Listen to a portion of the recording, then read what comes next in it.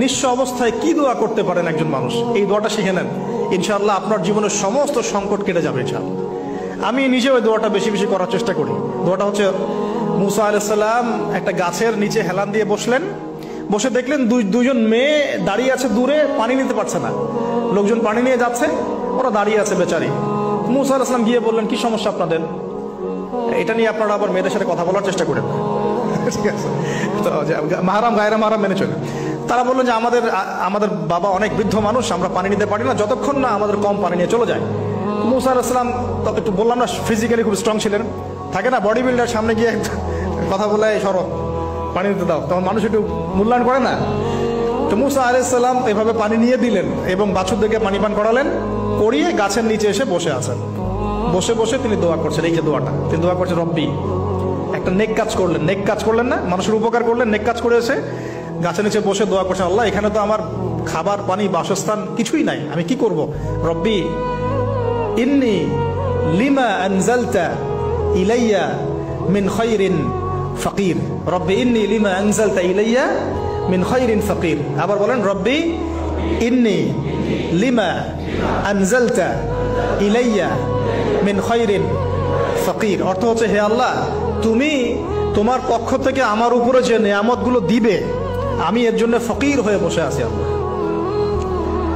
অর্থ বুঝে পড়বেন ভাই, নামাজ রোজা হজ জাকাত যাই করেন আল্লাহর ওয়াস্তে অর্থ বুঝে পড়বেন।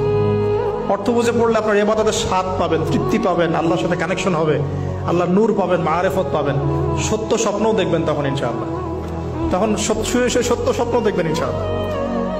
আল্লাহ পাক তৌফিক দান করবেন। এবার আল্লাহ পাকের সাহায্য নেমে আসলো, ওই দুই মেয়ের মধ্যে একজন হেঁটে হেঁটে চলে আসছে। এবার এই মেয়ের হাঁটা সম্পর্কেও কোরআন কথা বলেছে, সুবহানাল্লাহ। এই মেয়ে কিভাবে হেঁটে এসেছে এই হাঁটার বর্ণনাও কোরআন দিয়েছে। কোরআন বলেছে এই মেয়ে হেঁটে আসছে লাজুক পায়ে। এখন আপনি এই পুরো ওয়ার্ল্ডের মেয়েদের হাঁটা দেখেন, লজ্জা আছে? তাহলে মেয়েদের সাথে লজ্জা একটা গভীর সম্পর্ক আছে। এই মেয়ে প্রশংসা আল্লাহ পাক কোরআনে করলেন, লাজুক পায়ে লাজুক ভঙ্গিতে অবনত নয়নে সে হেঁটে আসলো। এখন আপনি কেলে যান, গো টু খেল, আপনাদের টুইন টাওয়ারে যান, দেখেন সবার হাঁটা চলা দেখেন। হায়া লজ্জার কোনো বালাই আছে এখানে? আমি গত লেকচারে বলেছিলাম যে আদম আলাইহিস সালাম এবং হাওয়া আলাইহিস সালাম, ইবলিস তাদের সাথে প্রথম যে আচরণ করেছে ওই ফল খাওয়ানোর পরে, সেটা কি? তাদের গা থেকে পোশাক খুলে পড়ে গেছে, মানে নগ্ন করে দিয়েছে আমাদের পিতামাতাকে, মহাবিশ্ব নগ্ন করে দিয়েছে কে? ইবলিস। তো এখন এই পৃথিবীতে আমরা যারা নগ্নতার চর্চা করছি, তার কার এজেন্ট আমরা বুঝতে বাকি আছে? আমার কথা কি বুঝতে পারছেন কিনা? এই কানেকশন মেলানোর চেষ্টা করেন, ডটসগুলো মেলানোর চেষ্টা করেন। সামনে যাই প্রিয় ভাই, এই মেয়ে এসে বলছে, আমার বাবা আপনাকে ডাকেন, আমার বাবা আপনাকে ডাকছেন। তিনি গেলেন, বাবা শুআয়ব আলাইহিস সালাম। তখন এক বোন ইনডাইরেক্টলি বাবাকে বোঝাচ্ছে যে বিয়ে শাদী দিলে ভালো হয়। এক বোন বলছে যে আপনি তো তাকে পুরস্কৃত করতে চাচ্ছেন, তাহলে এইরকম কবিউন আমিন একজন মানুষকে সবচেয়ে ভালোভাবে পুরস্কৃত করা যায় তার যথাযোগ্য প্রতিদান দেওয়ার মধ্য দিয়ে। তো মেয়ের ইশারা বাবা বুঝেছেন, তিনি নিজের এক মেয়ের সাথে মুসা আলাইহিস সালাম বিয়ে দিলেন, সুবহানাল্লাহ। তবে শর্ত দিলেন, দেনমোহর কি? মোহর তো নাই। মোহর কি এবার? মোহর হচ্ছে 8 বছর তোমাকে আমার ফার্মে কাজ করতে হবে। এটা আগেকার একটা স্টাইল ছিল, সুন্নাহ। এটা এখন নাই যদিও, আগে এরকম ছিল যে দেনমোহর দেওয়ার জন্য এই একটা পদ্ধতি ছিল। যেমন ইয়াকুব আলাইহিস সালামের ক্ষেত্রেও এরকম 7 বছরের কথা আসছে, তিনি 7 বছর তার শ্বশুরের ফার্মে কাজ করেছেন। এটা নতুন ছিল না ওই সময়, এটা কমন ছিল। এখন যেমন আমাদের দেশে কমন 10 লাখ টাকা মোহর হবে, 10,000 টাকা দিব, বাকিটা সব বাকি, তাই না? তো এরকম আর কি কমন কিছু বিষয় থাকে আর কি। আস্তাগফিরুল্লাহ, মাফ করো, বলবে বাসরাতে, বলবে আমাকে মাফ করে দাও। শুরুতেই নিজের গায়রথহীনতার পরিচয় দিল। আবার এদিকে শ্বশুরের কাছে মাশাআল্লাহ মোটা অঙ্কের ডোনেশন নিতে চাচ্ছে, যৌতুক। বিয়ে আমাদের ওখানে মাশাআল্লাহ মানে কেনা বেচা, মেয়ে বিক্রি করতেছে আর ছেলে কিনতেছে। এবার 8 বছর পূর্ণ করা হলো, তিনি আরো 2 বছর 10 বছর পূর্ণ করলেন। এই 10 বছরে মুসা আলাইহিস সালাম নববী পরিবেশ পেলেন, অভিভাবক পেলেন, স্ত্রী পেলেন, প্রেমময়ী সন্তান ইত্যাদি সবকিছু। এবার আল্লাহ রাব্বুল আলামিন তাকে মিশরের দিকে যাওয়ার যে সময়টা এখন হয়ে গেছে, 10 বছর হয়ে গেছে, মিশরের দিকে যেতে হবে। যাওয়ার পথে স্ত্রীর প্রসব বেদনা উঠেছে। তখন মুসা আলাইহিস সালাম আগুন খুঁজছেন। আগুন কি খুঁজছেন ভাই? আগুন খুঁজতে খুঁজতে তুর পাহাড়ের ওখানে গিয়ে দেখছেন যে আগুন গাছে জ্বলছে, সবুজ পাতার উপরে আগুন, তিনি অবাক। এই সময় আওয়াজ আসলো, বিসমিল্লাহির রহমানির রহিম, ইন্নী আনা রাব্বুক ফাখলা'না আলাইক ইন্নাকা বিল ওয়াদিল মুকদ্দাস তুয়া। মুসা, ইন্নানি আনা আল্লাহ লা ইলাহা ইল্লা আনা ফা'বুদনি ওয়া আকিমিস সালাতা লিযিকরি। মানে এখানে অনেকগুলো কথা আছে, সূরা তাহার মধ্যে আছে। আওয়াজ চতুর্দিক থেকে ভেসে আসলো, মহান আল্লাহ রব্বুল আলামিন তার শান অনুযায়ী, তার ইজ্জত অনুযায়ী তিনি যেভাবে কথা বলেন সেভাবে মুসা আলাইহিস সালামের সাথে কথা বললেন। আল্লাহু আকবার। বললেন, ইয়া মুসা, হে মুসা, ইন্নানি আনা আল্লাহ, নিশ্চয় আমি আল্লাহ, লা ইলাহা ইল্লা আনা, আমি ছাড়া কোনো ইলাহ নাই, ফা'বুদনি, তুমি আমার ইবাদত করো, ওয়া আকিমিস সালাতা লিযিকরি, আমার ইবাদতের জন্য সালাত কায়েম করো, আমার জিকিরের জন্য সালাত কায়েম করো, আমার স্মরণের জন্য সালাত কায়েম করো। ফাখলা'না আলাইক, তোমার জুতা খুলে ফেলো, ইন্নাকা বিল ওয়াদিল মুকদ্দাস তুয়া, তুমি তুয়া উপত্যকায় আছো, পবিত্র তুয়া উপত্যকায় আছো। আদব শেখানো হলো, এভাবে অনেক কথোপকথন হলো। নবী মুসা আলাইহিস সালাম ভয় পেয়ে গেলেন এবং আল্লাহ পাক আরো কথা বললেন, ওয়ামা তিলকা বিয়ামিনিকা ইয়া মুসা, তোমার ডান হাতে এটা কি?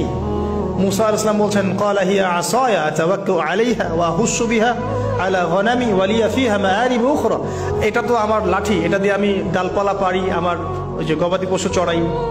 আল্লাহ পাক বলছেন যে এটা ছুঁড়ে মারো, আলকিহা ইয়া মুসা, এটা ছুঁড়ে মারো। ফালকাহা, তিনি ছুঁড়ে মারলেন, ফাইদা হিয়া হাইয়াতুন তাসা, এবং এটা ছোটাছুটি শুরু করলো, বড় একটা সাপ হয়ে গেল। সুবহানাল্লাহ।